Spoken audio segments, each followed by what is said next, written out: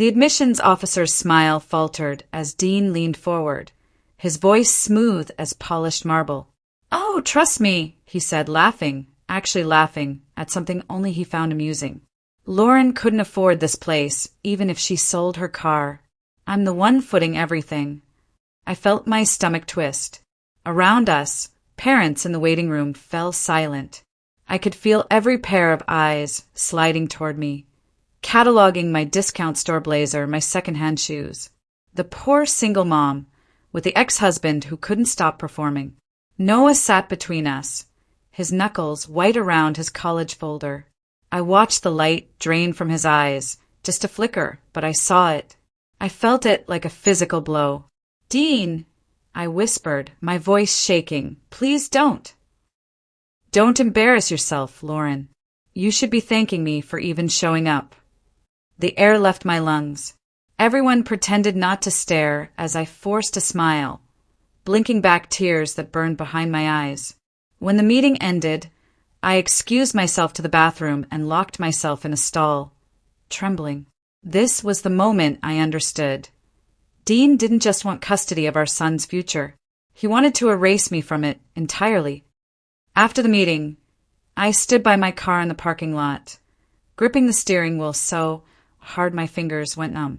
Dean's fiancée, Heather, emerged from his car in an expensive wool coat, her hair smooth, her smile sharper than winter air. "She did her best," Heather said sweetly, glancing at me as Dean slipped his arm around her. "But private schools aren't really for everyone, are they? Some people just weren't born for that world." Dean chuckled. "Exactly. She's too busy worrying about bills to focus on Noah's education anyway." I watched them drive away in his new BMW, their laughter echoing long after they disappeared. Then something broke inside me, not loud, just a clean, quiet break, like a bone setting after a fracture. I crouched by my car door and pretended to check my tire until they were completely gone. Only then did I cry, silently, violently, the kind of crying that doesn't make a sound but leaves you trembling for hours. Noah sat in the back seat, small and silent. When I finally got in the driver's seat, he whispered, "Mom, why does Dad hate you so much?" I couldn't answer. I just turned the key and drove, gripping the wheel until my knuckles turned white, my mind already churning with something darker than despair. That night, while washing the same dish for too long at the sink, I told myself something I'd never let myself think before. I'd never let Dean humiliate me again. And more than that, I'd make sure he understood exactly what he'd thrown away. Dean had always been charming in public. He was the kind of man who bought the waiter's favorite dessert, who shook hands too firmly, who called himself the provider in front of his buddies. He wore success like cologne. Expensive, suffocating, impossible to ignore. Behind closed doors, his words turned into knives. "You'd be nothing without me, Lauren," he'd sneer, his smile never quite reaching his eyes. "You should be grateful I stayed as long as I did. Most men would have left years ago with someone like you." Even after the divorce was finalized, he made sure I couldn't breathe without feeling his presence. Late alimony payments, canceled visits with Noah, snide remarks at every school event. When I got my job at the local community center, he'd mock it relentlessly. "How cute," he'd said one weekend when picking up Noah. "You're working with kids instead of earning real money." That's sweet, Lauren. Very. But what Dean didn't know, what he couldn't possibly understand, was that working at the community center gave me something he could never buy. Access. Access to families struggling like mine had struggled. Access to knowledge that could change lives. I started small. A single mother named Rosa came in one day, worried sick about her daughter's college prospects. We spent 3 hours filling out scholarship applications. 2 months later, Rosa's daughter got a full ride to State University. I watched Rosa cry happy tears in my office, and something shifted inside me. I started helping other teens, then other single mothers. I guided them through FAFSA forms, taught them how to write personal statements that made admissions officers sit up and take notice, showed them how to find scholarships they never knew existed. Each time I helped a struggling family, I thought of Noah. I thought of what could be if we just had someone to believe in us. I didn't know it yet, but I was slowly building the very thing that would eventually destroy Dean's arrogance. Noah grew quieter over the following months. He'd stopped talking about college altogether, which was worse than any argument. Every time he came back from his father's house, his shoulders seemed to sag lower, his voice a little smaller. "Dad says community college is fine for me," he murmured one night, staring at his homework as if it held the secrets of the universe. "He says we can't afford anything better anyway. He says I'm being unrealistic." I froze, dish towel in hand. Dean's poison had started seeping into our son's dreams, coating them in doubt and resignation. I sat beside him at the kitchen table, my heart breaking. "Don't listen to him, sweetheart. You're going to apply everywhere. We'll start with one application, just one, and see what happens." Noah's eyes lifted slightly, a tiny spark of hope, like a match struggling against the wind. "Really, Mom?" "Really." So we did. One form turned into 5. 5 turned into 10. I stayed up until midnight most nights, researching programs, learning what schools looked for, what kind of students donors wanted to support. I read thousands of essays. I learned the language of higher education, the secret codes that opened doors. I didn't realize I was building a system, a roadmap, not just for Noah, but for every kid like him whose parent didn't believe in them. Every kid whose future was being sabotaged by someone who should have been their greatest champion. The day of Noah's first acceptance letter should have been beautiful. Instead, Dean turned it into theater. He arrived at my door unannounced, holding the envelope like he had personally earned it, like his name was on the acceptance letter itself. His smirk was insufferable. "Told you," he said, waving the envelope. "The kid got lucky. My genes, clearly. He was always going to be fine." "Lucky," I said, quietly meeting his eyes. "You didn't even help him apply. You actively discouraged him." Dean stepped closer, his breath heavy with arrogance. "I helped by showing him what real success looks like. You'd have settled for community college and called it good enough. You always do settle, don't you?" He always knew how to twist words, how to make me doubt myself, shrink me down until I could barely recognize who I was anymore. But this time, when I looked past him at Noah in the doorway, I saw something different. Noah saw it too. He saw his father for what he really was, a man so small inside that he had to tear others down just to feel tall. And for the first time in years, I didn't cry after Dean left. I just stood in the doorway, hands trembling, heart steadying, a new clarity settling over me like dawn breaking. Because in that moment, I understood something terrifying and beautiful. Dean was right about one thing. I couldn't afford to send Noah to college on my own. But I could create something far bigger than money ever could. Something that would ultimately define his future, and possibly his own destruction.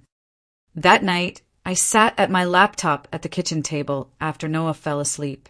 The house was quiet except for the hum of the refrigerator. I opened a blank document and began typing.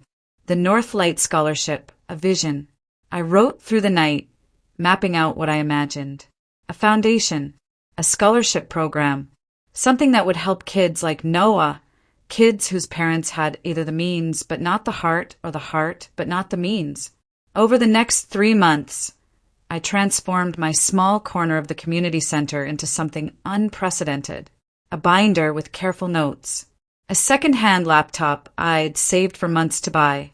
A growing database of scholarships, donors, and opportunities. When the first small grant approval arrived in my inbox 3 months later, just $5,000 from a local business foundation, I cried so quietly the sound barely existed. I had to leave work early, sit in my car, and let myself shake. I called it the Northlight Scholarship, because for the first time, I could see a way out of the dark. Dean noticed the change immediately. He always did. "You look smug lately," he said one Saturday when he came to pick up Noah. His eyes narrowed as he tried to figure out what had shifted. "Got yourself a boyfriend?" Some sad community center guy who feels sorry for you. I ignored him, opening the door wider. Noah's ready. He stepped inside anyway, brushing past me like he still owned the place. You should really focus on getting a real job, Lauren. A woman your age doesn't have the luxury of indulging hobbies. His cologne filled the hallway.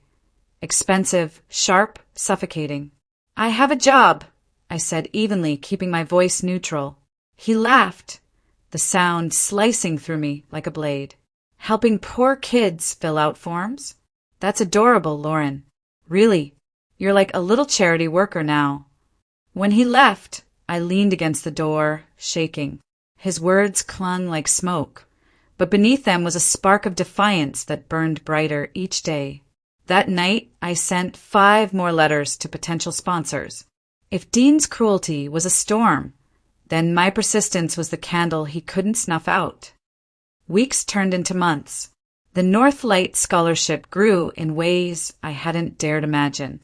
We partnered with a small local business, then another, then 3 more. I began holding weekend workshops at the community center. Volunteers showed up. Families came. Stories poured in of kids whose lives had been changed by a simple scholarship, by someone believing in them. But Dean couldn't stand not being the center of everything. At Noah's basketball game during the spring season, he approached me at halftime, his voice low but sharp. "You're filling that kid's head with false hope," he hissed, standing close enough that only I could hear. "He's not Ivy League material. Be realistic. He's like his father, solid but not exceptional." I forced a smile for the other parents watching. "I believe in him," I said softly. Dean's lips curved into that familiar smirk. "Belief doesn't pay tuition, Lauren. Reality does. And the reality is that some kids aren't built for that world."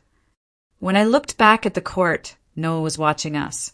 His expression was confused, almost pained, as if he was finally understanding how much of his life had been shaped by his father's doubt. I swallowed the anger burning up my throat and whispered to myself, "Not here. Not now. I want to win the war, not just this battle." By winter, the Northlight Scholarship had gained real traction. My living room had transformed into organized chaos. Folders, envelopes, essays from hundreds of applicants spread across every surface. Noah sat beside me one evening, reading through applications. "Mom," he said softly, watching me work, "you're helping kids who don't even know you. Kids you'll probably never meet." I smiled, looking at the hope evident in every essay. "That's the point, honey. It's not about being known. It's about making sure no child has to feel what you felt, that their worth is determined by their parents' belief in them." But the more I built, the more Dean fought to tear me down. He called late at night, his voice dripping with false concern. "I just don't want you getting hurt when this thing fails. And it will fail, Lauren. You always do. You get excited about something, you put in some effort, and then reality hits and you fall apart." "It won't fail," I said quietly. He chuckled, and I could hear the sneer in his voice. "You always say that right before you fall apart. Remember when you tried to start that small business? Remember how quickly that collapsed? This is the same thing." After he hung up, I sat in the dark kitchen, hands trembling over the phone. His words pressed into me like bruises, old insecurities rising up like ghosts. But then I saw Noah's college brochure on the counter, edges curled from being read too often. I picked it up, smoothed the pages, and straightened my shoulders. He would never see me fall apart again. Not ever. Spring arrived with soft rains and a city council representative who wanted to feature the Northlight Scholarship in their community magazine. My face on the cover, standing beside 3 scholarship recipients, all of us smiling at the camera. The headline read, "Local Mom Builds Path to College for Dozens." I traced the picture with my fingertip, hardly recognizing myself. For the first time in years, I saw myself not as Dean's ex-wife, but as someone worth noticing, someone who had built something real. But of course, Dean noticed too. He called before noon, his voice cold and clipped. You really can't do anything quietly, can you? You used my last name in that article. You're implying that my success somehow contributed to your little project. I laughed softly, genuinely. Your success? Dean, you sell cars. His silence crackled through the phone like electricity. Then came the venom, raw and sharp. You'll regret humiliating me like this, Lauren. I made you who you are. Without me, you'd be nothing. And everyone will eventually see that you're just a desperate woman trying to matter. The line went dead. I stared at the phone for a long moment, then turned it face down on the counter. Outside, rain streaked the kitchen window like quiet applause. I didn't realize it then, but that call was the sound of his pride beginning to splinter. The weeks that followed were a blur of growth. Donations trickled in from people moved by the story. Volunteers showed up ready to help. Letters from grateful parents filled my inbox. Stories of kids who'd been given opportunities they never thought possible. But Dean? He grew increasingly restless, his calls more frequent, his visits more aggressive. The first sign of his unraveling came disguised as gossip I overheard at a coffee shop. 2 of his salesmen were whispering near the sugar counter. The boss has been dipping into the reserve funds, one muttered nervously. Trying to impress investors and keep up appearances, I guess.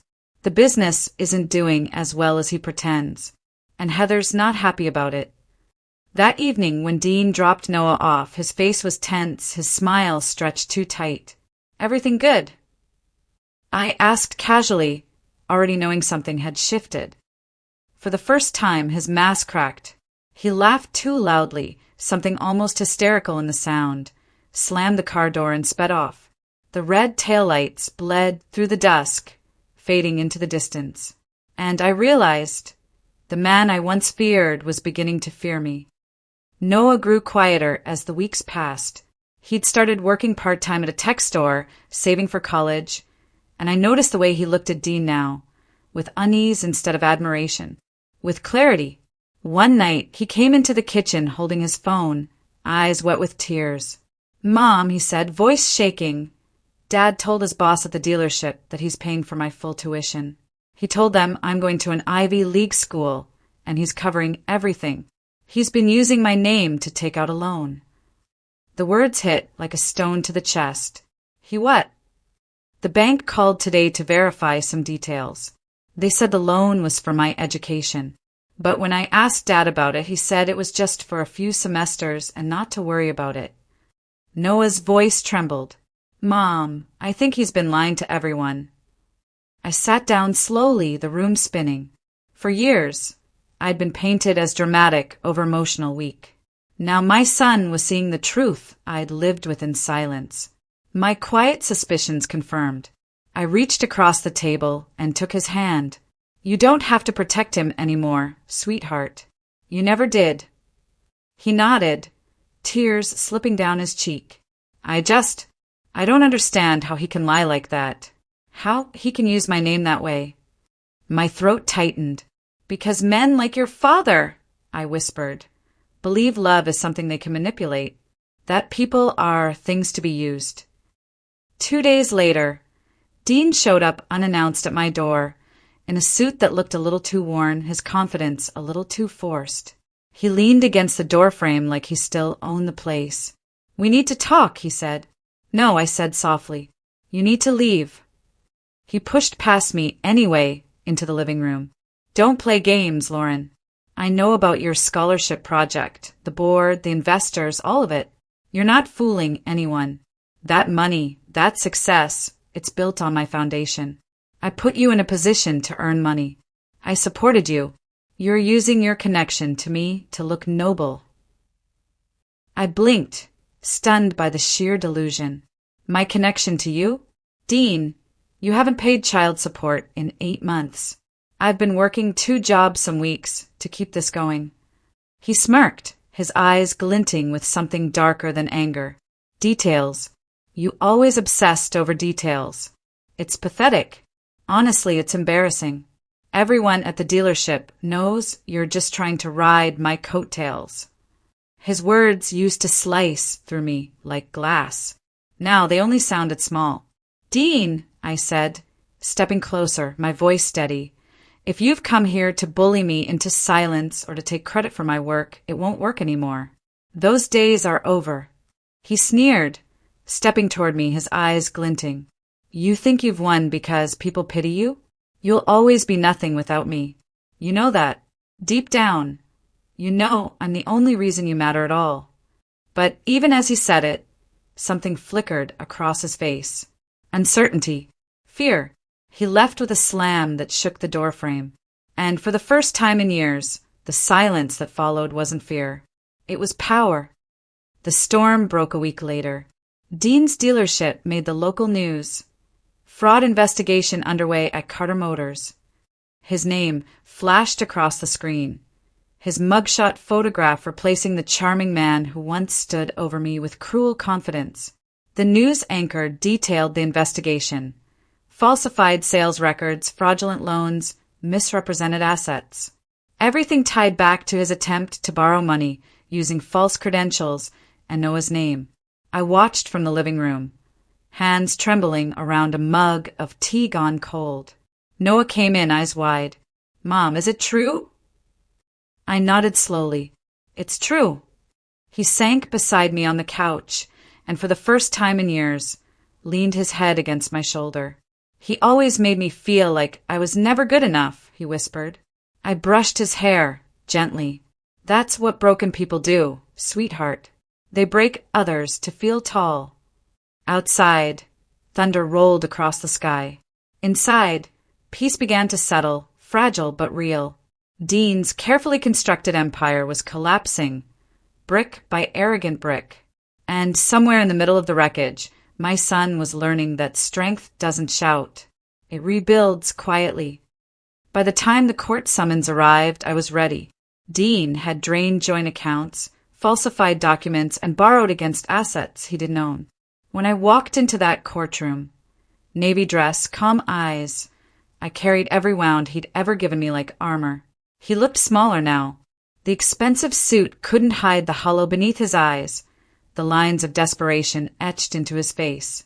His lawyer kept objecting, kept insisting on Dean's good character, but the evidence was irrefutable. Bank records, forged documents, testimony from the bank, from his employees, from people he'd lied to systematically. When the judge mentioned the Northlight Scholarship during deliberation, noting that Dean had no involvement in any of Lauren Carter's charitable work, his head snapped toward me. "You!" he hissed under his breath, rage and realization mingling in his eyes. "You did this." I met his stare, steady and clear. "No, Dean, you did this. You made all the choices that led to this moment. I just didn't stop you." The gavel fell. His bail was denied pending trial. His business license was suspended. His assets were frozen. As the guards led him out, he turned, still gaslighting until the very end. "You'll regret this, Lauren. I made you. Without me, you're nothing." I smiled faintly with genuine pity. "And now you'll remember me." Outside, the wind smelled of rain and freedom. Noah was waiting on the courthouse steps, eyes bright with pride. He handed me a folded paper, the scholarship letter he'd received that morning. I opened it slowly, heart trembling. He'd been chosen for the Northlight Scholarship, his name among a select group of students whose essays and academic records had impressed the judges. The irony was almost poetic. Dean once said I'd never afford college for our son. Now, the scholarship that would carry Noah's future bore the name of the woman he'd tried to destroy. The auditorium hummed with electricity on Scholarship Day. Polished shoes clicked across the floor, dresses rustled, and the scent of fresh flowers mixed with stage lights and anticipation. I sat in the third row, hands clasped tight in my lap. My heart beat against my ribs, not from nerves, but from the weight of everything that had led to this moment. Dean hadn't been invited. He wasn't welcome. But I knew he'd heard about the scholarship ceremony. I knew it would eat at him, that Noah was being honored for academic excellence and community service, work he'd done in part at the Northlight Scholarship itself. When the principal took the podium and began the introductions, my breath slowed. I could almost hear the past echoing.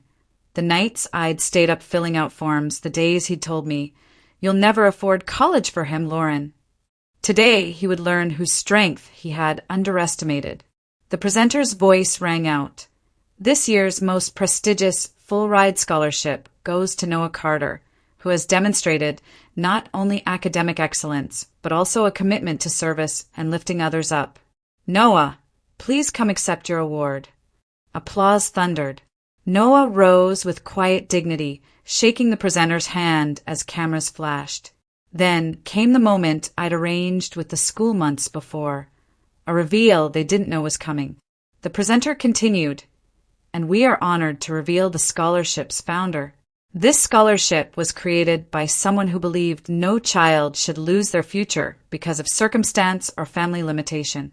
Someone who transformed pain into purpose. Please welcome Lauren Carter. I stood slowly, smoothing my dress, my heart pounding like surf on rocks. Heads turned. Cameras flashed. I walked down that aisle with my shoulders back, my chin level, my eyes clear. Every lie, every cruel word, every moment he told me I was nothing. All of it fell away as I stepped onto the stage beside Noah. The spotlight caught the shine in my eyes as I embraced my son. He reached for my hand. His was trembling but strong. The audience rose to their feet in standing ovation. The principal turned to me. Lauren, would you like to say a few words? I met the eyes of the crowd. Teachers, parents, volunteers, donors, and my son. I thought of every kid I'd helped. Every family I'd guided. Every dream I'd protected. Only this, I said softly, my voice carrying through the auditorium. When someone tells you you're not enough, that you can't build something, that your dreams are unrealistic, let their disbelief be your fuel. Because the moment you stop believing them, you become unstoppable. You become dangerous to anyone who tried to keep you small. The room erupted in applause. After the ceremony, people flooded around us, teachers, parents, reporters wanting quotes about the foundation, about my journey. I shook hands, smiled for photos, told the story of how I decided to help kids like Noah when I realized how many were being held back by circumstances beyond their control. Nowhere in my speech did I mention Dean. He didn't deserve that oxygen. He didn't deserve any part of this moment. Noah's scholarship wasn't just an award. It was proof. Proof that love could rebuild what cruelty had tried to break. Proof that I hadn't failed my son. Proof that sometimes the best revenge isn't revenge at all. It's success so complete that your enemy becomes irrelevant. A year later, I walked across the same campus where Noah studied. The scholarship fund had grown exponentially. More students, more stories of hope. The Northlight Scholarship now had a waiting list of families hoping for funding. People still remembered that ceremony, but now it wasn't about scandal or humiliation. It was about possibility, about the power of one person deciding to rebuild instead of destroy. Dean had disappeared from the spotlight. His trial was pending.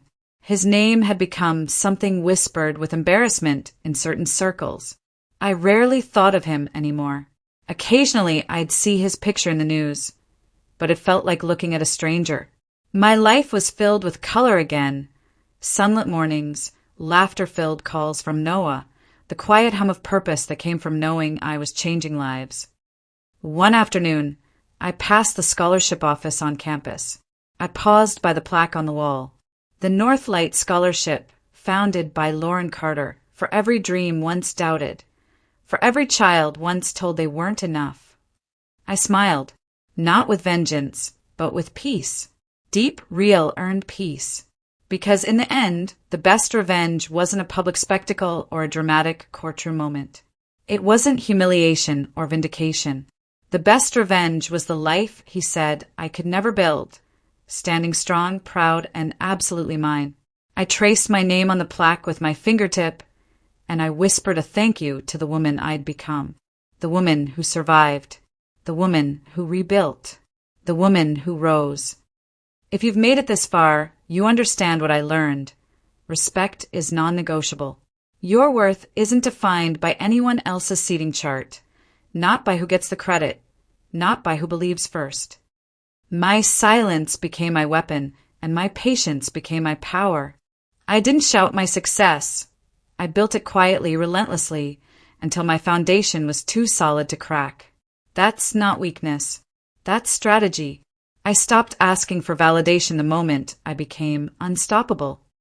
Share this with someone gaslit into invisibility. Tell them, your silence doesn't make you weak, it makes you strategic. Your boundaries don't make you difficult, they make you clear. Your survival makes you extraordinary. The revolution happens when you decide to write your own ending. Your worth was never in question. It was only ever waiting to be remembered. Subscribe for more stories like this. Stories about setting boundaries, finding your worth, and turning humiliation into triumph. Now, go remind the world and yourself exactly how extraordinary you are.